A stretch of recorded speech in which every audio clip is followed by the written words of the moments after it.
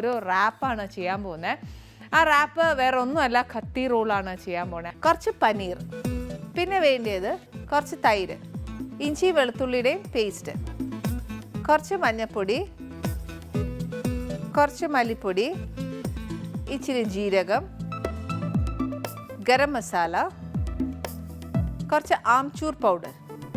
ഇത് ഈ dry mango പൗഡറാണ്. എന്ന് വെച്ചാൽ ഈ മാങ്ങ ഉണക്കി പൊടിച്ച് അങ്ങനെ ആയിരിക്കാം, പക്ഷേ ഇതൊക്കെ നോർത്ത് ഇന്ത്യൻ ടേസ്റ്റാണ്. ഇതിൻ്റെ കൂടെ നമുക്ക് വേണ്ടി രണ്ട് കാര്യങ്ങളുണ്ട്. ഒന്ന് അയ്മോദകം വേണം, അതിൻ്റെ കൂടെ ചാറ്റ് മസാലയും വേണം. ഇത് രണ്ടും ചിലപ്പം നമ്മൾ മലയാളികൾക്ക് ഇഷ്ടപ്പെടുകയില്ല. നോർത്ത് ഇന്ത്യൻ ഫ്ലേവർ വരണമെങ്കിൽ ഇതൊക്കെ നല്ലതായിട്ട് ചേർക്കണം, വേണ്ടെങ്കിൽ ചേർക്കണ്ട. ഇത് കുറച്ച് ജീരകപ്പൊടിയാണ്. ഇത് എന്നാത്തിനാണ് ഇപ്പം ജീരകവും ജീരകപ്പൊടിയും കൂടെ എന്നാത്തിനാന്ന് ചോദിച്ചാൽ രണ്ടും വേണം എന്നല്ല ഞാൻ പറയുന്നത്. ജീരകപ്പൊടി ഇട്ട് കഴിഞ്ഞാൽ കുറച്ചുകൂടെ നല്ല മണം വരും ജീരകത്തെക്കാട്ടിലും. ചിലർക്ക് ജീരകം തന്നെ ഇടാൻ ഇഷ്ടമാണ്, അതുകൊണ്ട് ചിലപ്പോൾ ജീരകം മാത്രം ഇട്ടേച്ചാൽ മതി. ഇതെല്ലാം നമ്മുടെ ഇഷ്ടമാണ്, ഞാൻ പറഞ്ഞു എന്നേ ഉള്ളേ. പിന്നെ വേണ്ടിയത് കുറച്ച് മുളക് പൊടി, അത് കാശ്മീരി മുളക് പൊടിയാണ് നല്ലേ. പിന്നെ ഒരു ഇച്ചിരി നാരങ്ങ നീര്, ഉപ്പ്. ഇത് ഇത്രയും നമുക്ക് മാരിനേറ്റ് ചെയ്യാനുള്ളതാണ്. പനീർ മാരിനേറ്റ് ചെയ്യാനുള്ള സാധനമാണ്, പനീറിനകത്ത് പുരട്ടി വെക്കാനുള്ള. ഇനി എന്നാന്ന് വെച്ചാൽ ഒരു സാലഡ് ഉണ്ടാക്കണം, അത് അതിൻ്റെ മേളിൽ വെക്കാനുള്ളതാണ്. അതിനെന്നാക്കിയാണ് വേണ്ടതെന്ന് വെച്ചാൽ ക്യാബേജ് അരിഞ്ഞത്, കുറച്ച് ക്യാപ്സിക്കം, ക്യാരറ്റ്, ഇച്ചിരി ഉള്ളി, പച്ചമുളക്, പിന്നെ കുറച്ച് മല്ലിയില, അതിടാം. പുതിന ഇഷ്ടമാകുന്നതിൽ അങ്ങനെയും ചെയ്യാം. ഇത്രയും സാധനങ്ങളാണ് വേണ്ടിയേ. ഫസ്റ്റ് എന്നാ ചെയ്യണമെന്ന് വെച്ചാൽ നമുക്ക് പനീർ ഒന്ന് കുഴച്ച് വയ്ക്കണം. അതിന് എടുക്കേണ്ട സാധനം എന്നാന്നോ, മഞ്ഞപ്പൊടിയെന്ന് തുടങ്ങാം. ഒരു ഇച്ചിരി മഞ്ഞപ്പൊടി, കുറച്ച് മല്ലിപ്പൊടി. ഇതിൻ്റെ അളവ് ഞാൻ പറയുന്നില്ല, എന്നാന്ന് വെച്ചാൽ ആ പനീറയിലൊന്ന് പെരണ്ടിരുന്നേച്ചാൽ മതി. നമ്മൾ എന്തോരം പനീറാണ് എടുക്കുന്നതെന്ന് വെച്ചാൽ ആ കണക്കിന് ഉള്ള പൊടി എടുത്തേച്ചാൽ മതി. അതായത് ഇതിനകത്ത് സ്പൂൺ കണക്കൊന്നും പറഞ്ഞാൽ ശരിയാകുകയില്ല. ഗരം മസാല, കുറച്ച് ആംചൂർ പൗഡറാണ്. ജീരകം ഞാൻ ഇടുന്നില്ല, ജീരകപ്പൊടിയാണ് ഇടാൻ പോകുന്നത്. അതുകൊണ്ട് എന്നാന്നറിയോ, ഇച്ചിരി മണം നല്ലതായിട്ട് വരും. പിന്നെ കുറച്ച് മുളക് പൊടി, ഇച്ചിരി ഉപ്പ്, പിന്നെ വേണ്ടിയത് കുറച്ച് ഇഞ്ചിയും വെളുത്തുള്ളിയുടെയും പേസ്റ്റ്. ഇതിനകത്ത് എടുക്കുന്ന തൈര് കുറച്ച് കട്ടിയുള്ള കട്ട തൈരായിരിക്കണേ. എന്നാന്നോ, നമ്മൾ ആ വെള്ളമൊക്കെ ഒന്ന് ഊറ്റി കളഞ്ഞേച്ച് തോർത്തെ കെട്ടിയിട്ടേച്ചാൽ മതി. അന്നേരം അതിൻ്റെ വെള്ളം എല്ലാം ഊറിപ്പോയിച്ച് നല്ല ഹങ് കേർഡായിട്ട് കിട്ടും. അങ്ങനെ കിട്ടുവാണെങ്കിൽ അത് ചേർക്കുക. അത് ചെയ്യാൻ ഒത്തില്ല എന്നുണ്ടെങ്കിൽ കഴിയുന്നതും ഈ പറഞ്ഞ പോലെ വെള്ളമില്ലാത്ത ആ ഭാഗം മാത്രം, ഇങ്ങനെ കട്ടിയായിട്ട് വരുന്ന തൈരിൻ്റെ ഭാഗമില്ലേ, അത് മാത്രം ഒഴിച്ചേച്ചാൽ മതി. ഇതിൻ്റെ കൂട്ടത്തിൽ ഒരു ഇച്ചിരി നാരങ്ങ നീര്. പക്ഷെ തൈര് ഇച്ചിരി പുളിയായിരിക്കും, അപ്പോൾ ഒത്തിരി പുളി അങ്ങ് വേണ്ട. ഇത് നല്ലതായിട്ടൊന്ന് ഇളക്കിയതിന് ശേഷം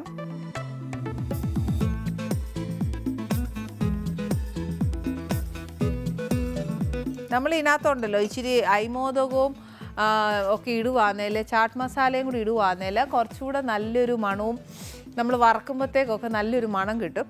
അത് വേണ്ടാന്നുണ്ടെങ്കിൽ ഇടണ്ട, കുഴപ്പമൊന്നുമില്ല. പനീർ ഒന്നെങ്കിൽ ഇങ്ങനെ ക്യൂബായിട്ട് മുറിച്ച് വെച്ചാൽ മതി, അല്ലെന്നുണ്ടെങ്കിൽ നീളത്തിൽ മുറിക്കാം, എങ്ങനെ ആയാലും.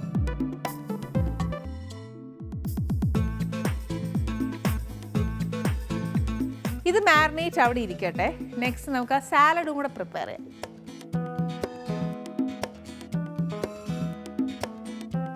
ഇതിനകത്തോട്ട് ഇച്ചിരി ക്യാബേജ്, കുറച്ച് ക്യാപ്സിക്കം,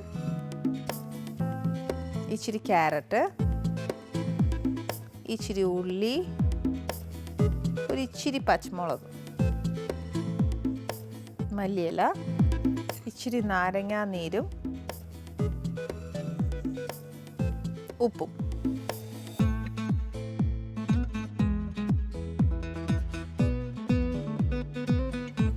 ഇതും കുറച്ച് നേരം അവിടെ അങ്ങനെ ഇരിക്കട്ടെ. എന്നിട്ട് നെക്സ്റ്റ് നമ്മൾ പനീർ ഉണ്ടാക്കാം. ഇനി എന്നാ ചെയ്യേണ്ടത്, ഇതിന് ശരിക്കും ഒന്നെങ്കിൽ മൈദ ചപ്പാത്തി ചെയ്യാം, ടോർട്ടിലാസ് ചെയ്യാം, അതല്ലാന്നുണ്ടെങ്കിൽ നമ്മുടെ സാധാ ആട്ടാ ചപ്പാത്തി മതി. അതിനും നേരെ ഇല്ലയെന്നുണ്ടെങ്കിൽ ഹാഫ് കുക്ക് ചപ്പാത്തി മേടിക്കുക, അതിനകത്തോട്ട് ഉണ്ടാക്കുക. കാര്യം മൈദ പറയാത്ത എന്നാന്ന് വെച്ചാൽ മൈദയിലാണ് ഏറ്റവും കൂടുതൽ ടേസ്റ്റ് വരുന്നത്. പക്ഷേ ആട്ട കുറച്ചെല്ലാവരും പറയുന്നത് ഹെൽത്തി ആണെന്ന്, ഗോതമ്പ് ഏറ്റവും നല്ലതെന്ന് പറയും. അത് മതി. ഇപ്പോൾ ഫസ്റ്റ് നമുക്ക് എന്നാ ചെയ്യാം, പനീർ ഒന്ന് വറുത്തെടുക്കുക. ഇത് അറ്റ്ലീസ്റ്റ് ഒരു 30 മിനിറ്റ്സ് എങ്കിലും മാരിനേറ്റ് ചെയ്ത് വെക്കണം. നമുക്ക് അതിനുള്ള സമയം ഇല്ലാത്തതുകൊണ്ട് നമ്മളൊരു 5 മിനിറ്റ് എടുക്കുന്നുള്ളൂ. ഇതിനകത്തോട്ട് ഒരു ഇച്ചിരി വെജിറ്റബിൾ ഓയിൽ,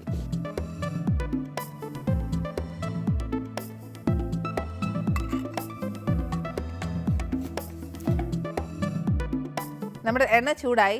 ആ ഒരു സമയം കൊണ്ട് ഒരു ഇച്ചിരി ചപ്പാത്തി ഉണ്ടാക്കി വെച്ചു. എന്നാന്ന് വെച്ചാൽ ഇനി സമയം പോകാൻ നമുക്ക് നേരമില്ല, അതുകൊണ്ടാണ്. ഇതിനകത്തോട്ട് ഈ മാരിനേറ്റ് ചെയ്ത് വെച്ചേക്കുന്ന പനീർ,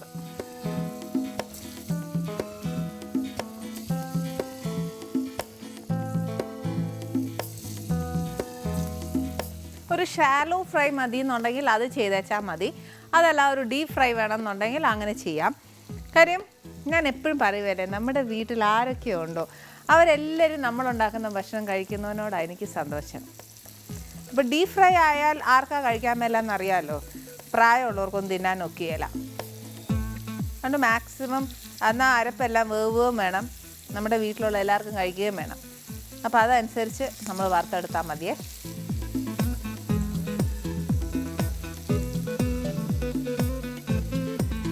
ഇതിവിടെ ഒരു ഷാലോ ഫ്രൈ ആവുന്ന സമയത്ത് നമുക്ക് ഇപ്പോഴത്തെ ചപ്പാത്തി ഉണ്ടാക്കാം. ഇനി ഇതെന്നാണെന്നറിയോ, ഈ എണ്ണയെ കിടന്ന് മുരിയുന്നത് മാത്രം മതി. അതായത് ചുരുക്കം പറഞ്ഞാൽ ഞാൻ തീ അങ്ങോട്ട് ഓഫ് ചെയ്യാൻ പോവാം. എന്നാൽ നമ്മുടെ ആ അരപ്പ് മുഴുവൻ 4 സൈഡ് ഉണ്ട് പനീറിൻ്റെ, അതെല്ലാം മുരിയേം വേണം. പക്ഷെ പനീറിനൊന്നും ആ ഒരു അരപ്പിൻ്റെ ഒരു പച്ചച്ചോവ വരാൻ പാടില്ല. ഇനി നമുക്ക് തീ അങ്ങോട്ടും ഞാൻ ഓഫ് ചെയ്യാൻ പോവാം. കാര്യം എന്നാന്ന് വെച്ചാൽ അരപ്പ് ഓൾമോസ്റ്റ് എല്ലായിടും വശവും അങ്ങ് മുരിഞ്ഞു കഴിഞ്ഞേ. ഇനി നമ്മുടെ ചപ്പാത്തി ഇതിനകത്ത് ചുട്ടെടുക്കണം. അത് ഇച്ചിരി നെയ്യെ ചുടുവാന്നേൽ കുറച്ചുകൂടെ നല്ല ടേസ്റ്റാണ്. അതല്ല സാധാ ആണെങ്കിൽ അങ്ങനെ സാധാ എണ്ണ തൂത്ത് ചുടുവാന്നേൽ അങ്ങനെ, അതല്ല ഡ്രൈ ആയിട്ട് ചെയ്യുകയാണെങ്കിൽ അങ്ങനെ ചെയ്യാം. പക്ഷേ ഇതിനകത്ത് കുറച്ച് ഓയിലി ഉള്ളതാണ് നല്ലേ. അതുകൊണ്ട് തന്നെ ഞാനിപ്പോൾ ചെയ്യാൻ പോകുന്നത് കുറച്ച് വെജിറ്റബിൾ ഓയിലിൽ ഉണ്ടാക്കാൻ പോവാം.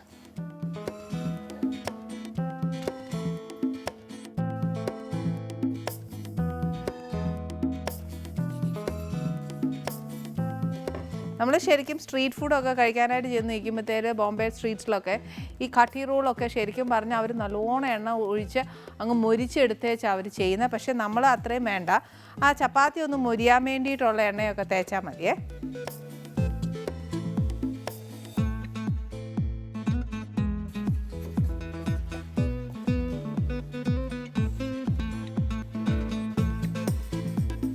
ക്രിസ്പി ചപ്പാത്തി ഇഷ്ടമുള്ളവർക്ക് ക്രിസ്പി ആക്കി എടുക്കാം, അതെല്ലാം സോഫ്റ്റ് ആകുന്നതിൽ അങ്ങനെ.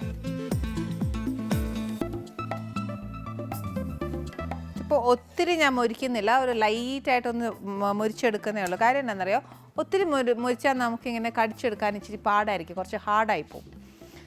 സോഫ്റ്റ് ആണെങ്കിൽ നല്ലതല്ലേ.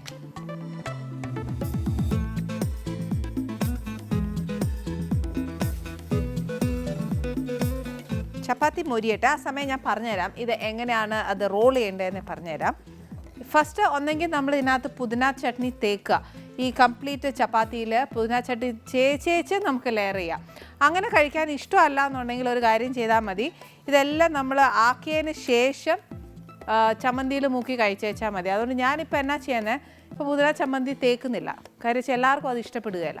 അപ്പോൾ ഫസ്റ്റ് ഞാനിത് ചുമ്മാ ഒന്നുമില്ല, ഇനി ഈ പനീറും ഈ സാലഡും ഉണ്ടാക്കി വെച്ചേക്കുന്നതും കൂടെ ഒന്ന് ലെയർ ചെയ്താൽ മാത്രം മതി. അപ്പോൾ ഫസ്റ്റ് എന്നാ ചെയ്യാൻ പോകുന്നത്, കുറച്ച് പനീർ വെക്കാൻ പോവാം.